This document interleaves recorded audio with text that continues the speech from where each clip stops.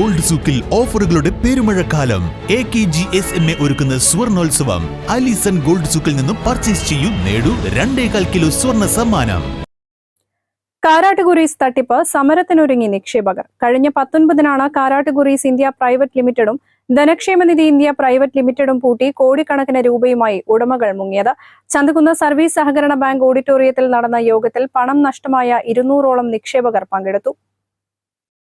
Nilambur police സ്റ്റേഷനിൽ 600-ലേറെ പരാതികൾ ലഭിച്ചിട്ടും പോലീസിന് എടക്കര സ്വദേശികളായ സന്തോഷ്, മുബഷീർ എന്നിവരെ ഇതുവരെ കണ്ടെത്താനോ പിടികൂടാനോ കഴിഞ്ഞിട്ടില്ല. ഈ സാഹചര്യത്തിലാണ് തുടർ നടപടികൾക്കായി നിക്ഷേപകർ യോഗം ചേർന്നത്. ചുങ്കത്തറ സ്വദേശി മുനീർ ചെയർമാനും വിനൂപ് നെച്ചിക്കാടൻ കൺവീനറും പാലാട് പ്രസീത ട്രഷററുമായി 21-അംഗ ആക്ഷൻ കമ്മിറ്റിയും യോഗത്തിൽ രൂപീകരിച്ചു. Nilambur municipal Congress committee president advocate Sherry George, DYFI ജില്ലാ പ്രസിഡന്റ് P. ഷബീർ തുടങ്ങിയവരും യോഗത്തിൽ പങ്കെടുത്തു. ഒരുപാട് പ്രതീക്ഷകളുമായി ബന്ധപ്പെട്ട്, ഒരുപാട് ലക്ഷ്യങ്ങളുമായി ബന്ധപ്പെട്ട് കിട്ടുന്നതെല്ലാം പെറുക്കി കൊടുത്ത്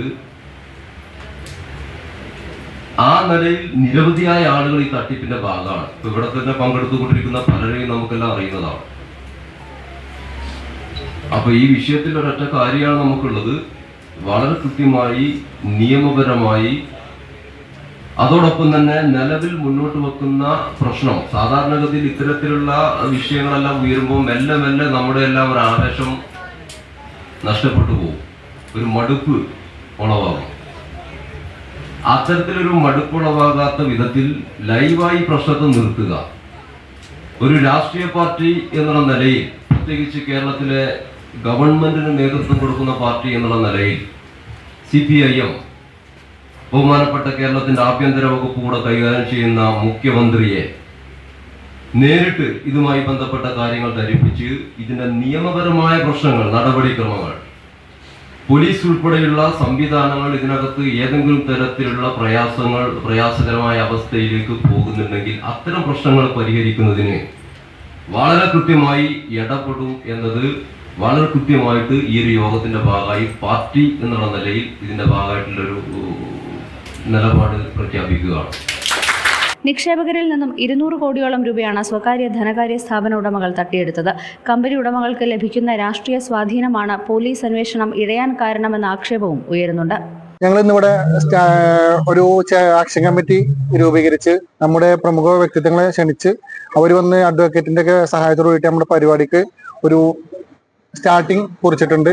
ഇനി ഞങ്ങൾ അങ്ങോട്ടുള്ള വരും ദിവസങ്ങളിൽ സമര പരിപാടികളായിട്ട് മുമ്പോട്ടുള്ള പ്ലാനിങ് തന്നെയാണ് ഞങ്ങളിപ്പോൾ നിൽക്കുന്നത്. സമരപരിപാടികൾ നിർത്താതെ ചെയ്യുക. ഇനി ഇതുപോലുള്ള തട്ടിപ്പുകൾ നമ്മുടെ നാട്ടിൽ ഉണ്ടാവരുത് എന്നുള്ളൊരു ലക്ഷ്യത്തിലാണ് ഞങ്ങൾ നിൽക്കുന്നത്. നീതി കിട്ടുമോ ഇല്ലയോ എന്നുള്ളത് ഞങ്ങളുടെ അടുത്തൊരു ചോദ്യചിഹ്നമായിട്ട് നിൽക്കുകയാണ്. എന്നാലും ഞങ്ങൾ ഇതിന്റെ അവസാന ഘട്ടം വരെയും ഈ സമര പരിപാടികളുമായിട്ട് മുമ്പോട്ട് പോകാനുള്ള ആളുകളാണ് ഇന്നിവിടെ ഈ വന്ന് കൂടിയിട്ടുള്ളതൊക്കെ.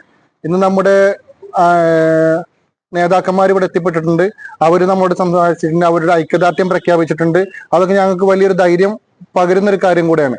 പ്രതികൾക്കായി ലുക്കൌട്ട് നോട്ടീസ് ഇറക്കിയിട്ടുണ്ടെന്നും അന്വേഷണം ഊർജിതമായി നടക്കുന്നുണ്ടെന്നും പോലീസ് പറയുമ്പോഴും നിക്ഷേപകരുടെ പണവുമായി കടന്നുകളഞ്ഞ ഉടമകൾ ഇപ്പോഴും സുരക്ഷിതരായി കഴിയുകയാണ്. സമരങ്ങൾക്കൊപ്പം നിയമപരമായ പോരാട്ടവും നടത്താനാണ് നിക്ഷേപകരുടെ തീരുമാനം. News bureau, Nilambur. Nandini outlet ഇനി വണ്ടൂരിലും. പാലിന്റെ നന്മയും ആരോഗ്യ സുരക്ഷയും കോർത്തിണക്കിയ കർണാടക മിൽക്ക് ഫെഡറേഷന്റെ പാലുൽപ്പന്നങ്ങൾ തുടങ്ങി 50-ൽ പരം വ്യത്യസ്ത ദോശകളുടെ രുചി വൈവിധ്യങ്ങളുമായി നന്ദിനി കഫേ.